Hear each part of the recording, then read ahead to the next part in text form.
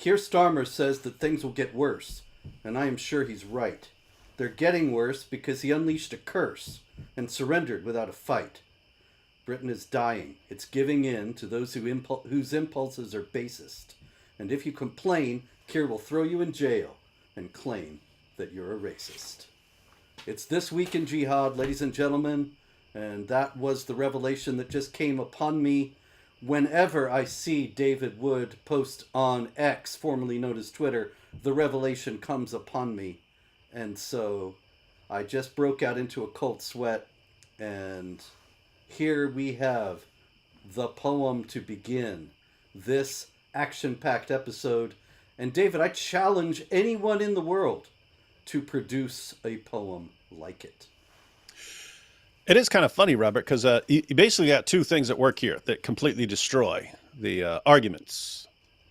That one of the main arguments the Quran gives, that it's amazing supernatural eloquence or something like that, that proves that it's from God. And so there's two main problems with that. One, you always, off the top of your head, can make something that's better than anything we read in the Quran. So that's one, right? That's coming from our side. We think it's ridiculous because Robert Spencer constantly comes up with way better stuff than the Quran. But the Islamic flip side is that every random Muslim I ever talk to can come up with something better than the Quran. Because I'll say, look, it says right here, fight those who do not believe in Allah. And they'll say, oh, what he really means there is only fight in self-defense. It's like, well, if that's what he meant, why didn't he say it like that? Oh, because he wanted to say it that way, even though he really meant this completely different thing, which is like very different from what he was saying. And it's like, oh, okay, so you are actually way clearer than Allah. You're a much better communicator than Allah. So the Quran would actually be better if you, my Muslim, or random Muslim, were writing it, because then it would actually say what Allah meant. Whereas Allah in the Quran has some sort of cosmic Tourette syndrome. It just keeps blurting things out in a way that does not convey what he actually means, and so on. So massive problems with this dumb argument. Well, you know, David, there's no God but Allah, and the propagandists are his prophet. Anyway, we got lots of jihad today, and I think the biggest one is the absolutely deliciously ironic story out of Germany. Now, of course, people were killed. I'm very sorry that people were killed, but they were killed in Solingen, Germany, at a festival of diversity. And this is Isa al-Hassan, who went to the festival of diversity and murdered 3 people, injured quite a few others. He is a migrant from Syria. Now, not only did the Festival of Diversity come back to bite them at their most diverse, but the reaction has been just as comical and absurd. All right? In the first place, we have the fact that Isa al-Hassan says he is an Islamic State jihadi. All right? He made that very clear. The Islamic State issued a communique, ISIS as it's known, saying, yes, that's our guy, this was our attack. What do you think the German police are saying? We can just fill in the blanks here. You know already. This is usually when we hear police are searching for a motive. That is correct. It's either searching for a motive or he's crazy. Those are the only two options for every terrorist attack. That's right. And the Washington Post reported that the cops are... Actually, this is exactly what they said. A motive remains unclear. But isn't that funny?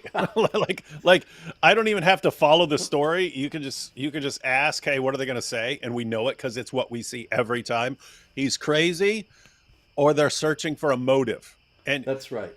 I pointed out before, it must be frustrating as an Islamic State jihadi or any other kind of jihadi. You're like, hey, I'm trying to get my point across. I want my message to be clear. The message is, I'm here to subjugate you all in the name of Allah. And they say, oh, we can't figure out his motive. And he's like, what are you saying? I just told you my motive. I told you exactly word for word what my motive is. Still can't find a motive. Guys, what do I need to do? Do I need to write it down? Do I need to write it on a billboard? What do I have to do to get you to understand that my motive is exactly what I'm saying that it is? Oh, we still can't find a motive. It's like I would be frustrated. I would be frustrated. It's almost like you would have to do a terrorist attack after the terrorist attack just to, I don't know. It's like you do your terrorist attack. They're like, we refuse to understand you. Like, oh, I'll do another terrorist attack just so I'll terrorize you guys until you admit what my real motive is. And they still won't get it. It's just weird stuff. They'll just say you're mentally ill. But never fear. This is German Chancellor Olaf Scholz, and he is on the job. And he has Colonel Klink there. Schultz. Yes. The Schultz was the only guy Colonel Klink thought was stupid. And Schultz is furious, he says, about the attack. But another thing about Schultz, you may remember from the show, he knows nothing. And so he has proposed a very tough measure in the wake of the Solingen Jihad attack. He is going to ban knives. Because the guy went on a stabbing spree. Yep, that'll fix it, am I not? No more jihad. Yeah, I don't know how they're going to cut their, bratwurst and stuff like that, but no, you can have them in private, but you can't take them out of the house. Okay, what reason? I actually got the Vice Chancellor, Robert Habeck, saying that what we need are weapon-free zones. He says, no one in Germany needs bladed and stabbing weapons in public. We no longer live in the Middle Ages. That's exactly what he said, and in that tone of voice. But they kind of are, right? They're heading back rapidly. That's right. It's like the entire German government a couple of years ago said, how can we head back to the Middle Ages? We really want to head back to the Middle Ages. It's our dream come true. Yep. They actually are heading back to the period when the Ottoman jihadis were menacing Europe and were making Europeans all over the continent live in fear that they were going to take over and completely destroy the civilization of Europe. And they came close. So the Germans, they are living those glorious days. All right. Yeah, that's another thing. Thank you. There was somebody here in the chat says, wasn't the guy supposed to have been deported? That's another comic opera aspect of this. Isa al-Hassan was supposed to be deported last year, but nobody actually got around to deporting him. And so he was on hand to attack the Festival of Diversity this year. All right. Yes? Oh, no, I was just thinking, like, is Islam really pro-diversity? Remember Muhammad said, I will expel the Jews and Christians from the Arabian Peninsula, will not leave any but Muslims. They're only pro-diversity when they're in the minority. And sometimes they want to make it clear, guys, this is not our long-term goal. We are actually here to subjugate you. And then they try to make it as clear as possible, and everyone refuses to listen. Yep. Schultz, it's just perfect, because you may recall, ladies and gentlemen, the famed TV show Hogan's Heroes from the 1960s, if you are even older than I am. And there was it was a comedy about a prison camp of Nazis, and the prisoners, the Allied prisoners, were running a spy ring, a very sophisticated one, right out of this prison camp under the nose of the moronic Commandant Colonel Klink and Sergeant Schultz, who was a guard, who would always see them. He would always end up walking in on them and catching them when they're going through the secret passageway or working on some rocket or something. And he would just say, I see nothing, because he knew that if he saw something, it would cause more trouble than if he just kept quiet and pretended not to have noticed anything. And I think that kind of sums up Olaf Scholz. That sums up the entire German government. Yes, and the governments of the West. Our friend Keir Starmer in Britain. Yeah. We're always like Hey, look what we found here. Look what we found. It's right here. It's right here. And then we see nothing. Exactly. You can't make us Exactly. see. So the Taliban is trying to make people see. And that's our They're next trying. big story. We got a lot of big stories this week. Uh, and so the big story out of Afghanistan is that the Taliban is trying to alert people to the nature of the status, I should say, of women in Islam. And so they have implemented, or they are implementing, new rules that say that women must cover themselves entirely in public. No more of this showing the eyes like some trollop. Yeah, They are have to be completely covered. yeah. And Otherwise, you're a dirty whore trying to get molested. exactly.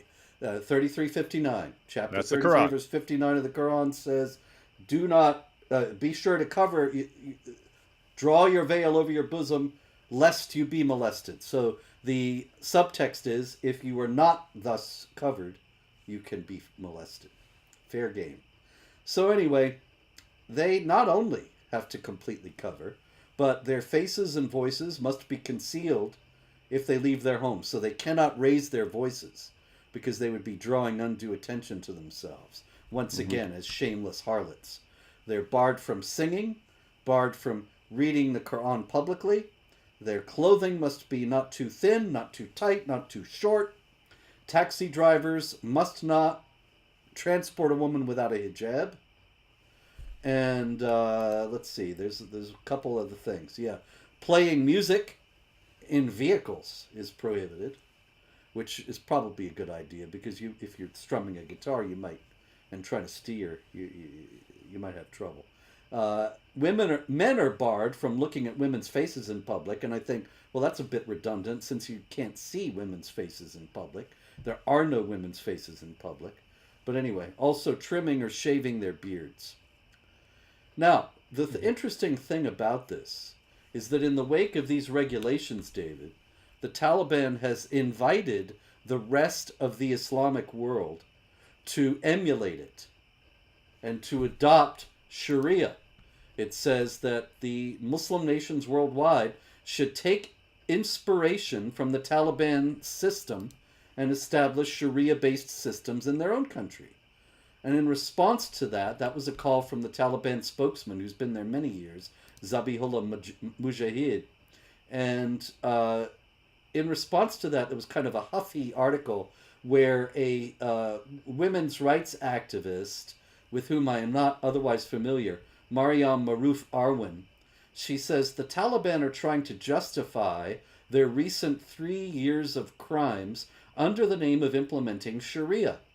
And she says that what they are doing is un Islamic because there's a hadith that says that knowledge is obligatory for both men and women. So the Taliban are not Islamic. Is that right, David? All these things they're doing, this has nothing to do with true Islam. Am I right? Uh, yeah. Welcome to Fantasyland. You can go to. I've seen. There was an article several years ago where it was on CNN, and it was by some woman who had converted to Islam, and she's like, "I had to investigate this, and I found out that it's not what I expected at all. And Muhammad was a great champion of women's rights, and he championed even women learning, and said knowledge is obligatory, and so on." Anyway, you look at it, it's talking about religious knowledge of the basic practices of Islam.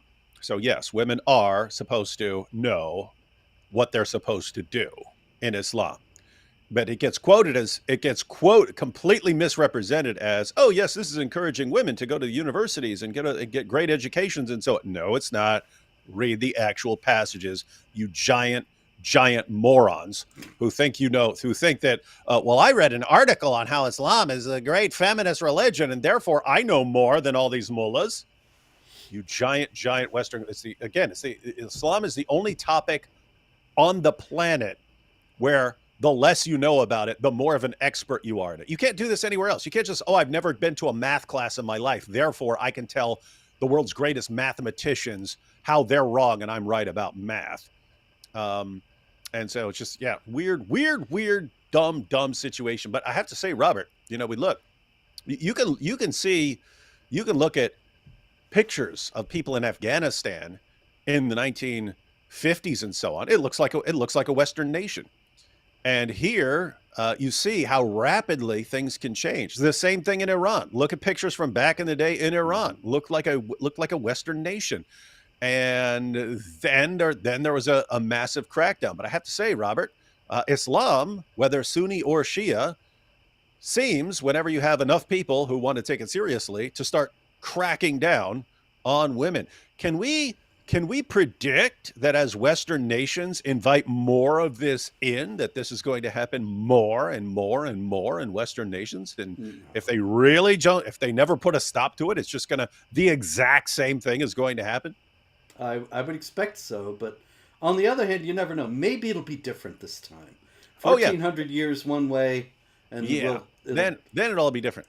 But it is amazing how rapidly this can happen. So again, you go back several decades, Iran and Afghanistan, which we look at as like the most backwards places in the world, looked like Western nations. They had women going to universities to to study technology and so on, and become engineers, all this stuff. And now they can't even walk out in public without being harassed unless they dress a certain way. So, David, let me play Allah's advocate for a minute and ask you this. There are other Sharia states. I mean, you just mentioned Iran. And so Afghanistan has all these new rules that we just spoke about, that women can't even raise their voices in public, can't do all these things in public. Iran doesn't have rules like that. It has a hijab law, but it doesn't have a law that you have to be fully covered. It doesn't have a law that says women can't speak in public or something like that. So surely the Taliban, they're extremists, right? They're going too far. Islam doesn't really teach these things.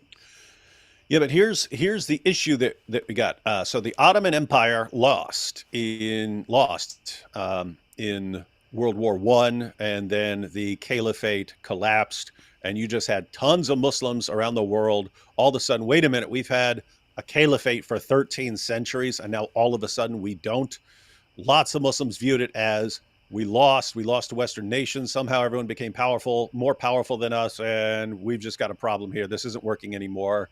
We need to go ahead and modernize. And that's why in the 50s and 60s you had Muslim nations looking modern. They tried to adapt to the West. The West had won. The West had defeated it. But there was an alternative interpretation of the evidence. And the alternative interpretation was, you didn't lose because they're somehow culturally superior or more right. You lost because Allah's not blessing you to defeat them, because you have not imposed Sharia ardently enough. You haven't done it. You're not doing it right, so Allah's not blessing you. And that's why you ended up with the revolution in Iran and all the Muslim Brotherhood and so on. You ended up with people, eventually ISIS and so on. We need to crack down. We need to crack down on all heresy, on all disobedience, on all opposition to Sharia. And we need to impose Sharia fully for Allah to bless us and make us successful. And we're still seeing that. We're still seeing the crackdown, and apparently encouraging it in every possible way we can. So what the Taliban is doing, in other words, is entirely Islamic, because they are just trying to make sure to bring the richest of Allah's blessings by not even making it close to possible to transgress.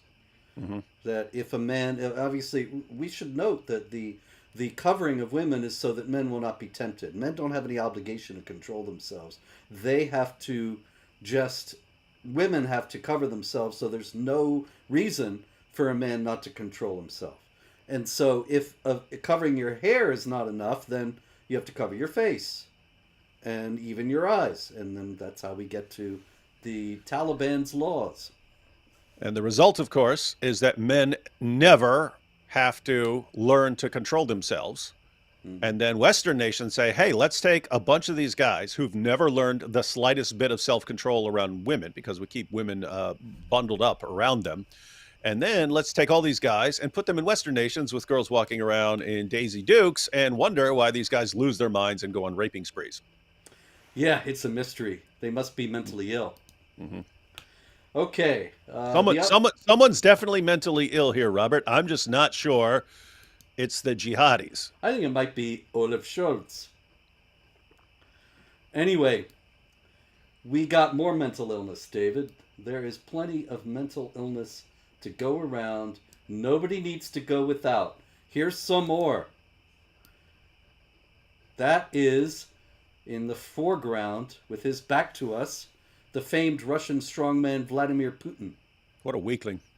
And that is Ramzan Kadyrov, his client ruler in Chechnya, which is, of course, an Islamic entity inside Russia. And he is, of course, kissing the Quran.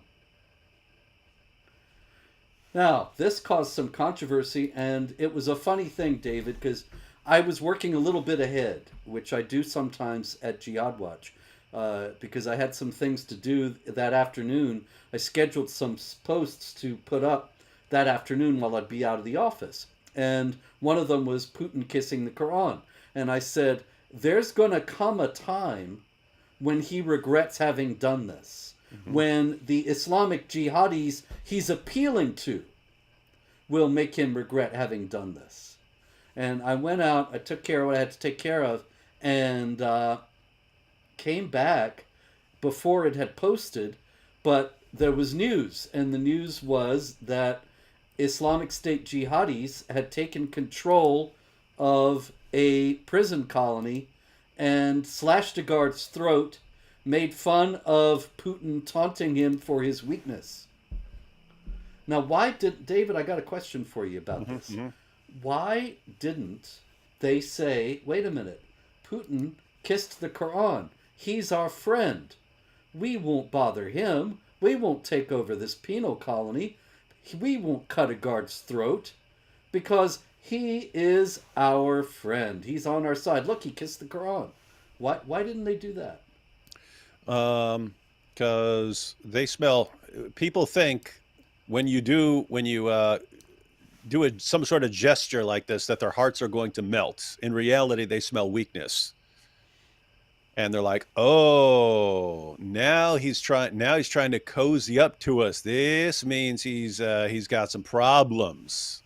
And he's getting desperate and weak. Now's our time. If he's feeling the heat and feeling that he needs to cozy up to Muslims, they smell weakness, and they're ready to pounce and make things more difficult for you. But I have to say what a disaster! What a disaster! Because I don't know much about Putin, but in my mind, when I think of Putin, I think of like this guy riding around on a bare-chested, chugging a bottle of vodka, riding around on this bear, right? That's what I'm thinking. I'm thinking like this super, super tough dude. And now he's like, oh, Muslim. Wait, here we go. He's like, oh, will you guys keep fighting Ukraine for me? Like, what is that? It's like, are you joking? What happened to your bear, dude? Putin, if you're watching this, this is how you do it. You say, look, you guys are going to fight for me, or I'll just go full D Wood here and just rip this thing up every day. Get out there and fight the Ukrainians now. That's what they would actually listen to. That's it. But it seems like the whole Western world has gotten the idea that if we just reach out to these people in kindness, then they will return it. And they never do ever because they see it as weakness. And so Putin, this fearsome character in the Western mind, the enemy of the Western alliance, of the NATO alliance, and so on, he turns out to be just as wrong-headed, just as weak as the rulers in the West. Kind of ironic. But people never give up on that whole their hearts will melt theory. That's the idea. We'll just keep if we just keep praising their prophet and praising their book endlessly, and we just keep inviting more and more and more jihadis to kill and slaughter, if we just keep looking the other way as they gang rape little girls, and so eventually their hearts will melt and they'll rush out to us and hug us. Someday, Robert, just watch. It'll happen. Yep, it's going to happen. It's just like the other thing. 1400 years it's been another way, but that doesn't mean that it always will. It's going to be different this time. Who said that? Insanity is doing the same thing over and over again and expecting a different result. Here's Yeah. another guy who does that. Oh man, I was just thinking Putin. What a dork, man. Again, I didn't like him, but I thought he was like someone like a pretty intimidating figure. If I see you a non-Muslim kissing the Quran, you are the least intimidating person on the planet to me. Yep. I'm like, you pathetic little weakling coward. So Well, yeah, we got that's gonna another. Muslims are not going to respect him for that. Non-Muslims are not going to respect him for that. No one respects him for that. He just shot himself in the foot. This here on the picture now, this is Pope Hmm. Francis. He's got the. This is my favorite picture of Pope Francis because his. Because he sees nothing. He sees He nothing. sees I see nothing. nothing. I see nothing. Precisely. His vision is completely covered over, and this manifested itself again recently. Pope Francis, to his credit, as far as I know, David, he has never kissed the Quran. Pope John Paul II, his predecessor, kissed the Quran in 1998, which you could say arguably, although Pope John Paul II should have had some idea of history, but that was before the real virulent recrudescence of jihad that we've seen in the 21st century. Pope Francis has not kissed the Quran, but he's done pretty much everything else. You know what we got this week, David? It's kind of a banner week for Christianity because a new sin has dropped. There's a new sin out there. It's always good. It's always good because you got all the deadly sins and stuff, and it's just good to come up with another one. Yeah, pride, anger, lust, sloth, all that. That's old stuff. Now, the Pope has said that it is a grave sin, David, not just a little one, but a very major sin to refuse aid to the migrants who are streaming into Europe. He says if you oppose the mass migration and Islamization of Europe, it's a grave sin. Do not pass go, do not collect $200, go straight to hell, go directly to hell. That's it. Then, Robert, I mean, should we be looking at 14 centuries of Islamic jihadis trying to conquer Europe and people there refusing to be conquered? Should we look at them as like 14 centuries of evil people for Yeah, not wanting to be taken over by Islam? Bunch of evil, sick people. that seems to stand to reason, does it not? I mean, if it's a grave sin now, then it must have always been a grave sin. So Charlemagne committed a grave sin when he fought the jihadis. Charles Martel, when he stopped Dirtbag. the jihadis at Tours, Shame grave on him. sin. Yep. He should Vlad have. the Impaler. It's Yep. not it's not just because he turned into a vampire, ladies and gentlemen. He was bad for refusing to let the Ottomans come in and take over. Jan Sobieski, he should never have rode into Vienna and stopped the Ottomans on I mean, September 12th, 1683. can we say? I mean, can we say shame on the Allied powers for resisting the German and Ottoman alliance to conquer us all? We should have just not defeated the Ottoman Empire. Should Yeah, have. it's not very well known, but the Ottoman Sultan during World War One declared World War One a jihad. Nobody paid much attention because by then the Ottomans were essentially a spent force, and most of the Muslims were not paying any attention to what the Ottoman Caliph was saying. But he did say it was a jihad. So he was coming in. He wanted to come into Europe. Certainly, we're talking about migrants, and the Pope said there are those who work systematically and with every means to reject migrants. Now, I think that would certainly include invading armies. They're essentially migrants. They want to take over the territory and transform it. And the Pope says when this is done with conscience and responsibility, it is a grave sin. And, can we say if you end up with a bunch of migrants who, as we've seen over and over and over and over again, want to form rape gangs and groom little girls and turn them into sex slaves and gang rape them and so on, that any sort of resistance against this why wouldn't this be a sin as well? Yeah, you're just not being welcoming. Hmm. And, Yeah. Jesus said, welcome the stranger. That's really the idea that the Pope's got here. Smart Pope. Smart Pope. One of the smartest ever. Certainly the smartest Pope in modern times. All right. Meanwhile, the jihad is raging in other parts of the world, as you may not be surprised to hear. And one of the biggest stories, actually, one of the biggest stories that we have had altogether in terms of jihad attacks, has taken place this week in Burkina Faso, in Central Africa. And in Burkina Faso, it was kind of bitterly ironic in its own way, in the town of Barcelogo. In Barcelogo, Burkina Faso, the security forces got together a bunch of civilians to dig trenches so that their security forces would be able to be more efficiently deployed. They were, in other words, shoring up the defenses of the area against Islamic jihadis. And Islamic jihadis appeared while they were doing this work, and the death toll right now is over 500 and could climb still more. Over 500 people killing those who were actually working on defenses against the jihadis in Burkina Faso. Well, maybe they should have listened to the Pope and Yeah. not tried to defend themselves and just welcome in the jihadis to slaughter them in the name of Allah. That's apparently the only Yeah. good thing you can do. I think that, yeah, otherwise it would have been a grave sin. Mm-hmm. And you can't have that. Mm-mm.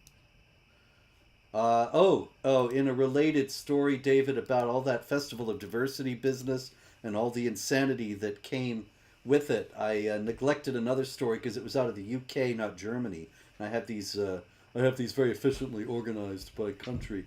But the UK story was Sky News, which is an establishment media outlet in the UK, and they were talking about the stabbings at the Festival of Diversity, and they said that they were worried that this would give power to the far right.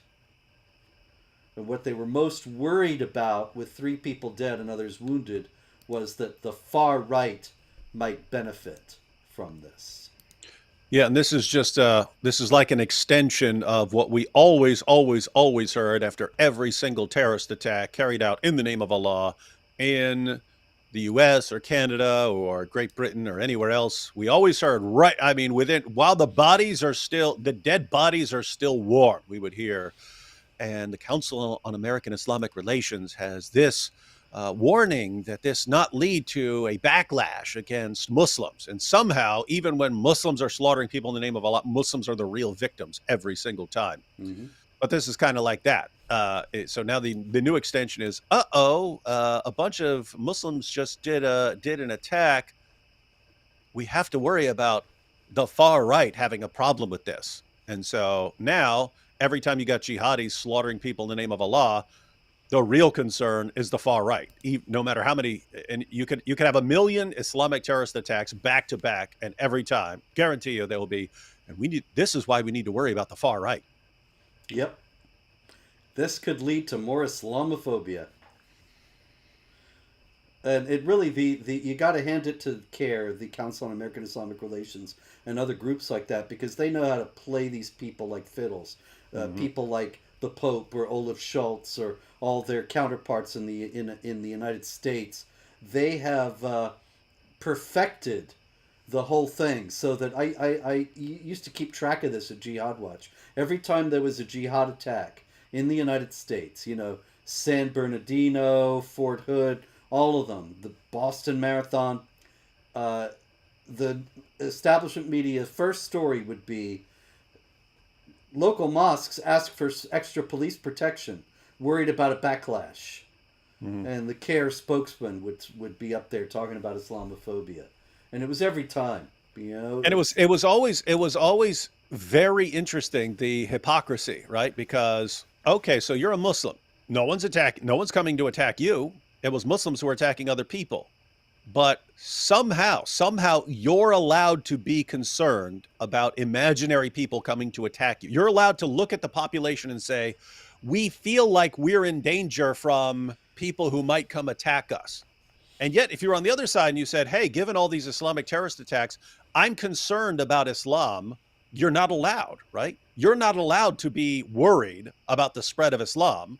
You're not allowed to be concerned about someone attacking you. But Muslims were allowed to be concerned about someone attacking them, even when they were the ones who were attacking other people. They were allowed to say, you know what, we're just terrified of this population out here. We don't know who's going to do it, but we're allowed to be terrified that someone over here is going to attack us. And we're totally allowed to say, we want more security. We need more security to protect us from all these people out here who aren't attacking us at all. But if you're on the other side going, given the number of Islamic terrorist attacks, tens of thousands since 9/11, I'm a bit concerned about Islam. You're an evil, horrible person. So if they're concerned about imaginary attacks, which never happen, they're fine. If you're concerned because of the endless supply of Islamic terrorist attack, you're racist and a bigot and Islamophobe and you have a mental disorder. Yep. Interesting stuff. Here's a guy who is suffering that right now. He looks like Mr. Clean with his bald head and his earring, but... Like Uncle Fester. Uncle Fester, okay. But he's actually suffering a tremendous injustice. This is D. Stitt. David Stitt, who goes by D. D. Stitt. And he is a politician in Northern Ireland. And he was actually arrested when he was coming back to Belfast a few days ago. What's interesting about this, David, is that probably if he was out of the country, he did not notice that the UK had become a totalitarian police state in the few days that he was gone. But with Keir Starmer as Prime Minister, now the transformation is happening quickly. So D. Stitt, he gets off his airplane in Belfast and he gets arrested. And he is being held without bail. He is a dangerous character. Held without bail. What do you think he did? Was it a murder, a rape? He committed Islamophobia, David. What did he post something on? He post something on Facebook or something? Yeah, he said, the Christian West is under siege, and people have one chance to stop the spread of evil Islam. He's in prison being held without bail for saying that on Facebook.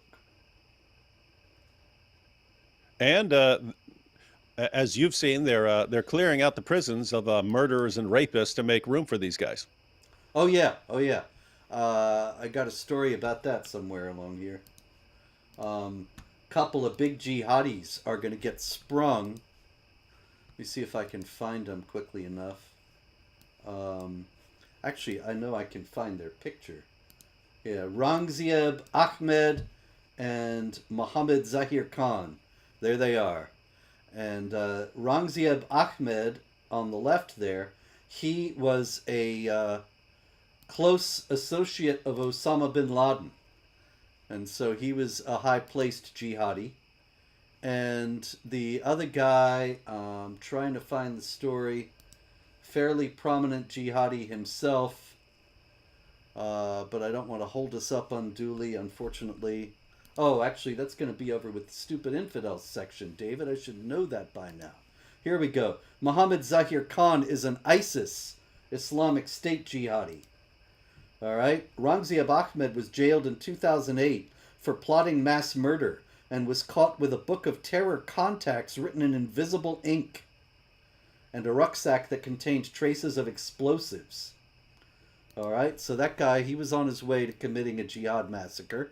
And Mohammed Zahir Khan is Islamic State fanatic, is all the story says here. So anyway, they're getting out. They're in prison for many years, but they're getting out to make room for guys like D. Stitt, who said Islam is evil. Now you'd And think that. oh Go yeah, ahead. we've been talking for years about you get these guys who do some, failed attack, or there were preparations, or they were providing material support. So they don't actually kill someone. They're just providing material support to a terrorist organization, or they go and join ISIS and then they come back after ISIS loses. But sometimes they don't know, people don't know what these guys did. And Mhm. so they let them back and they give them sentences of like 8 years, 10 years. And all we were saying when this was happening was, if you're sentencing like guys that are terrorists, and if you're sentencing them to 8 or 10 years or something like that, these are guys who are getting out. They do years of prison dawah, uh, radicalizing other random people who come in there, make them convert to Islam and so on, and then convert them and then transform them into jihadis. But then these guys are actually getting out. You're going to you have to let them out. And here you have, well, we need to accelerate the letting them out process to make room for all the people who criticize jihad. How many life sentences do you think we'd be doing if we were over there right now, Robert? Oh my goodness, they'd put us under the jail. Yeah, you're lucky. You're lucky you're banned, because you might have just gone back for some reason. Then they Mhm. lock you up. Like, yeah, we locked you up for criticizing. I mean, we banned you previously for criticizing jihad, Robert, but now we just throw you in prison, throw away the key. Mhm. Yeah, I gotta ask you, what do you think if D. Stitt had said that the UK has to fight against evil Christianity? Do you Mhm. think he'd be in prison now without bail? No, they make him prime minister. Yes, indeed. All right, we got Muhammad al-Bar. That's not him. He's around here somewhere. I knew I had him. There he is. Oh Allah, yeah, he's there. He is saying, "Oh Allah, grant victory to our Mujahideen brothers in Palestine." He is a Muslim cleric in Brooklyn, and in the course of this sermon, he also preached, "Oh Allah, annihilate those who occupied their lands, and those who betrayed and deserted them, and those who spilled their blood." Now, of course, it is a historical myth that the Israelis have occupied Palestinian land. The Palestinians themselves are a historical myth. But it is very clear that what he meant, Muhammad al-Bar, is that Allah should kill all the Jews, annihilate those who occupy their lands. And because the Quran says that in chapter 9, verse 14, that Allah fight them and Allah will punish them by your hands, this is clear incitement to violence, because he's saying, when he prays that Allah should annihilate them, he's asking Muslims to go and kill Jews. Mm-hmm. Okay, so that's not the whole story here, because it turns out that Muhammad al-Bar is a friend and associate of the mayor of New York. And there he is with the mayor of New York, who is wearing a kufi, Eric Adams. That's Muhammad al-Bar, who just prayed, Allah annihilate the occupiers of the Palestinian land, with Mayor of New York, Eric Adams. Okay, so David, you ready? What do you think? Eric Adams issued a statement.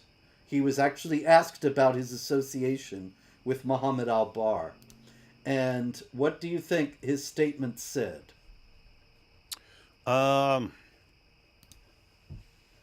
I don't know. I would guess he would be condemning people for Islamophobia or something like that. But You're a genius. I don't know how you really, do it. I don't Yep, know either. that's I right. just, Robert, all I do is I think of the dumbest possible thing anyone could possibly say, and I say it, and I'm just right 100% of the time. Yep, that's it.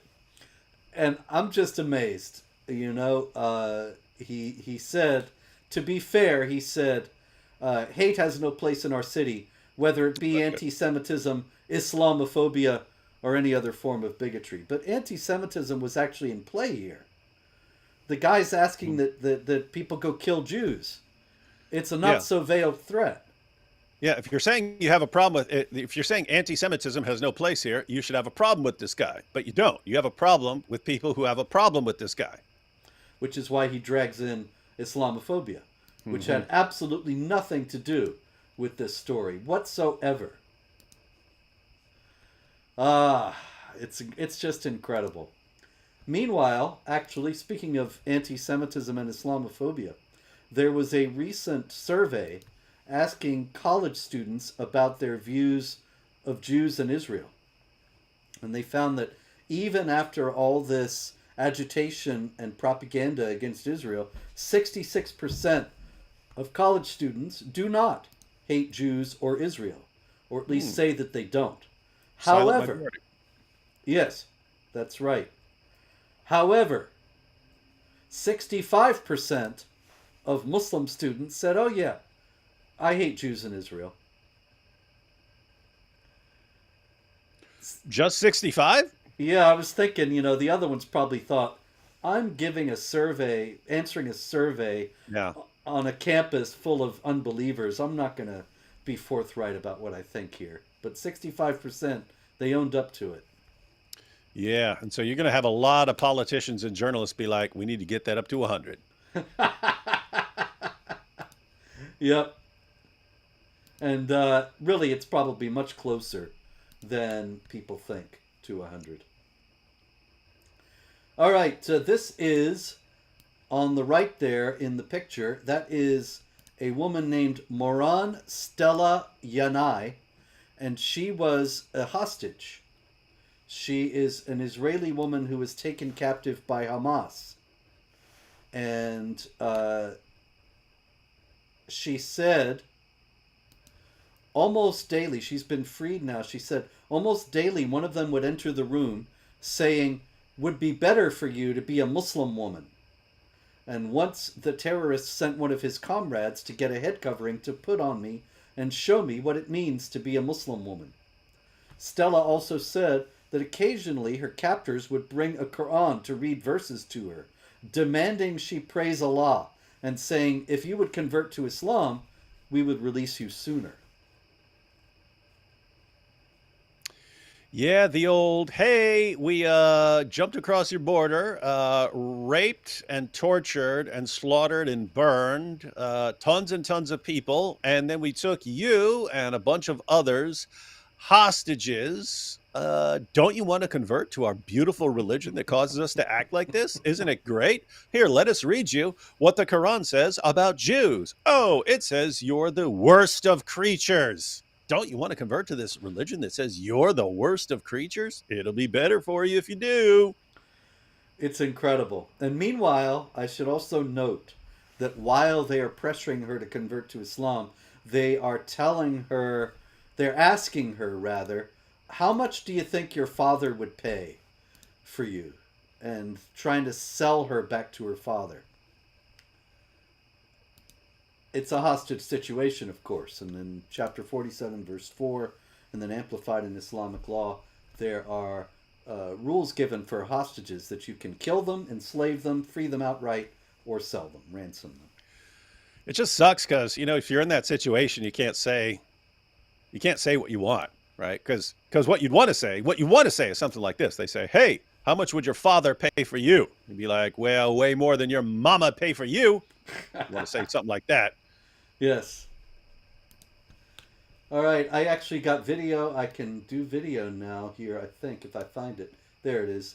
Okay, so we have this video here. Hey, one more thing, Robert, about that previous story. It is very interesting because in Gaza, they raise their kids to understand that their highest goal is to be killed. And so we love death more than you love life. Death. It's so great. All my kids, you'll see videos like this. All my sons died as martyrs. I feel so great about this. And when they're sitting there talking to Israelis and they say, hey, how much would your dad pay for you? And so on. They understand you guys love life and want people to live. You're not like us. And it's just this weird situation where again, you have people who are raised all their lives to love death and to love the idea of their children dying. Mm-hmm. But when they're talking to Israelis, they know they have the complete opposite mindset and that they want to preserve life and protect their children. So how much would your father pay for you? And so it's like built. They understand that. They understand the thinking. Mm-hmm. Yep. It's true. Actually, that's part of the boast, is it not? That we love life, we love death the way you love life, and so they know. Yes, we love. Of course, we love life because the true God is the creator of life. But that's getting a little close to the bone, I suppose. Anyway, okay, back to this video, David. I don't know why they let you show the video but not the sound, but maybe you can explain that to me off air. But we can see what's going on here. This man is beating his wife, kicking his wife, beating her with a stick. Now, I'm confused, David, because I thought that you could only use a toothbrush. Yeah, sadly, that's not what Allah says. That's what people make up. In the Muslim sources, we have records of woman being beaten until her skin turned green, and that was fine. Muhammad condemned her. So yeah, this is a situation. But I mean, people eventually intervened a little bit in that video. But what man's going to be walking by that and not just clock this dude? I mean, think about what Islam does, like culturally, to people. Yeah. Because, and how this is connected to Islam. Muhammad said a man will not be asked as to why he beat his wife. In other words, it's none of your business. It's none of your business. If a man is beating his wife, he is allowed to do that. Keep your stupid face out of it. Mm-hmm. And there you see them all doing this, and we're sitting there looking. It's like, how did someone not just walk up and just clock this dude? I mean, he's doing it right in front of a little kid. There's a little kid right there. Yeah. There's a little kid seeing Could this. be his son. Could be his mother. Yeah, and this kid's growing up where that is completely normal. How does no one just walk out and just knock this guy out? Well, what's noteworthy is that this is in Turkey. I don't know where in Turkey, but note that has anything good ever come from there, Robert?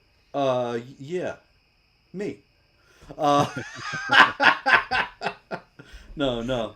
Hatun. I know. Hatun. Yeah. I normally say that about AP because he's Turkish. So we got you, AP, and Hatun. Well, I am not Turkish. They are, but they kicked me out. They stole my land and kicked me out, and I have no right of return. That's what they do. Notice though that Turkey is still nominally secular, even though the president Recep Tayyip Erdogan is working to re-Islamize it. This woman is still walking around with her head uncovered, her hair openly visible, wearing jeans. Nobody is bothering her. But notice that the woman who's being beaten, she's wearing black and she's wearing a hijab. And so it's likely, I think that it's reasonable to surmise that the men who come and they try to stop him and they intervene, they are probably more secular. And they don't take so seriously Islam's permission to beat your wife, much less in public. Whereas he is more religious, and so, when you are believing that this is something that God has said, then this is going to be the kind of behavior that you engage in. Meanwhile, we have more hatred of the Jews in American mosques. This is Imran Salha, who is an imam in Detroit. And he says Islam is the last hope for America. Islam is the last hope for America. So think about that guy beating his wife, and think about this guy saying Islam is the last hope for America. But Imran Salha, he's, I think, got kind of a shaky grasp of the concept of analogies. Because he says, every time you go to a protest and you make the Zionists uncomfortable, you are rewarded by Allah. All right, and that's reasonable. That the Quran says, "Strike terror in the hearts of the enemies of Allah." I suppose annoying them is a moderate version of that. But in any case, he goes on to say, "They are the cockroaches of history, and we are the liberators." Now, I think that would make sense if he said they're the cockroaches of history and we're the exterminators, but maybe he didn't want to get that explicit. Mm-hmm. But people don't usually talk about being liberated from roaches. They exterminate roaches. Mm-hmm. And I suspect that that was really where he was going. What do you think? Yeah, probably. It does tie in. It's Surah 98, verse 6. Worst of creatures. There you go. They're like animals. Meanwhile, in Nuremberg, where Hitler used to have his big National Socialist Party rallies, the Muslims gathered together with the black flags of Jihad outside of Nuremberg Cathedral. Now, all I saw was this video circulating. I didn't see any story about what exactly they were doing there. But what is the symbolism in itself of going outside a cathedral with black flags and standing there in front of the cathedral waving them? What do you think that's all about? Islam is obsessed, always has been, with controlling other people's places of worship and taking them over. Islam, the Quran, the goal is to make all religion for Allah, and so that's why Muhammad takes over the Kaaba, which was a pagan center of worship. That's why they had to have Hagia Sophia. That's why they lose their minds when the Babri Masjid is broken down because they absolutely loved taking control of that area. Everything is tied together. I mean, Muhammad as a caravan robber believed in forcibly converting people, actually forcibly converts people retroactively by saying that Moses and Abraham and Jesus and everyone, they're all Muslims. It's just, hey, we just, you don't have to actually go out and wage jihad. I can just write a bunch of nonsensical stories about how these guys are all Muslims. So the people who are still alive, you force them to convert. People who are not there, you just say they were all Muslims, and you go around taking over everyone's place. He has the mentality of a caravan robber. I just go out and take everything I want, and then it's mine. Even though it's yours, if I take it, then it's mine. And anyway, that's what you get. All right, well, we started with a reference to Keir Starmer in Britain, who is, of course, locking up people who complain. We spoke about D. Stitt, who said Islam was evil and was arrested when he arrived back in Belfast after being out of the country, and he's now being held in prison without bail. I wanted to note, in connection with all that, as we are coming up to the end here, David, that in Pakistan this week, an Ahmadiyya and three of his friends, three other Ahmadis, but the main charge is against the one. They were arrested. They're charged with blasphemy for burning the Quran. Yeah. It's funny how often this happens in Pakistan, that people end up burning the Quran. And it actually turns out, of course, because there are Qurans all over the place, there are loose pages of the Qurans from used up copies or discarded copies around, and you find some guy inadvertently steps on it or something, or he's burning some trash, and he gets charged with blasphemy. Mm-hmm. Anyway, the reason why I mention this story, because this is the kind of story happens, unfortunately, all the time in Pakistan, is that the story noted, the Pakistani press noted, that a heavy police contingent was out to arrest the alleged blasphemers. A heavy police contingent. They got jihadis all over the place in Pakistan plotting who knows what, and they don't have any problem with them. But guys suspected of blasphemy, and that is a massive police exercise. And I thought, this is where they're going. This is where things are heading in Britain now, is it not? And you see Ahmadis being persecuted in wherever they are in the Muslim world, so much so that they had to move their headquarters to the UK. They had to move their headquarters to the UK. And what are the Ahmadis doing in the West? Complaining about us, Robert. Yep. Because we're exposing jihad when they are actually targets of jihad. If any Muslims are going to be on the same side with us, you'd think it's those guys. Nope, yeah. We're still the enemy, even though we're ultimately trying to help them. Yeah, it's kind of amazing. I was really surprised by that some years ago, that there was a spate of persecution of Ahmadis in Pakistan as well as Indonesia. and I was writing about it regularly. And the more I wrote about it, the more I heard from guys like Qasim Rashid and Harris Safar, the leading Ahmadi spokesman in the United States, and they were just venomous in their hatred. They're completely in line with the Muslim Brotherhood agenda, even though it's people with the same ideology of the Brotherhood that are persecuting them in Pakistan. It's craziness. Mm-hmm. But so is the rest of the world, David. And, well, there's always more jihad, but I think an hour is good for what we can all stand. In the meantime, though, there will be more, and where there will be jihad, there will be David and I. Is that right? David and I, or would that be David and me in that context? David and me. There I will wasn't be going to say. David I and wasn't me. going to say Yeah. anything, but you asked. Okay. Well, there you go. So we'll have some grammatical jihad as well. And all that will be likely next week, God willing. And until then, pray, hope, and don't worry.